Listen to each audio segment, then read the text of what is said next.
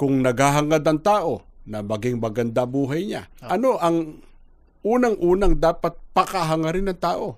Dapat po, pakahangarin niya po, una sa lahat, na makarating po siya doon sa bayang banal.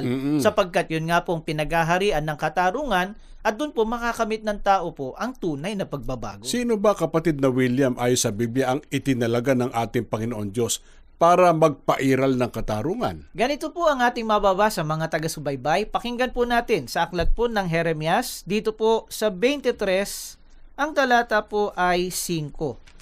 Ganito po ang nakasulat. Nalalapit na ang araw, sabi ni Yahweh, na pasisibulin ko mula sa lahi ni David ang isang sangang matuwid, isang hari na buong karunungang maghahari. Paiiraling niya sa buong lupain ang batas at katarungan.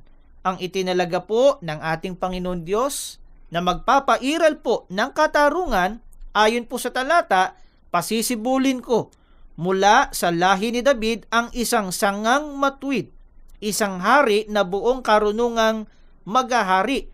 Paiiralin niya ang batas at katarungan. Sinong katuparan ng binabanggit ng hula na pasisibulin ng Diyos mula sa lahi ni David na isang hari na buong katarungang maghahari, magpapairal sa buong lupain ng batas at ng katarungan? Ganito po ang ating mababasa sa aklat po ng Apokalipsis sa 22, ang talata po ay 16. Pakinggan po natin ang nakasulat po sa Biblia. Akong si Jesus ang nagsugo sa aking anghel upang ang mga bagay na ito'y ipahayag sa inyo na nasa mga iglesia. Ako'y mula sa angkan ni David. Ako ang maningning na tala sa umaga. Ayon po sa talatang ating pong binasa, ang Panginoong Hesukristo po, kapatid na Orly, ang tinutukoy po na magmumula sa lahi ni David na sinabi po sa naunang binasa natin, magpapairal po ng batas at katarungan sa buong lupain.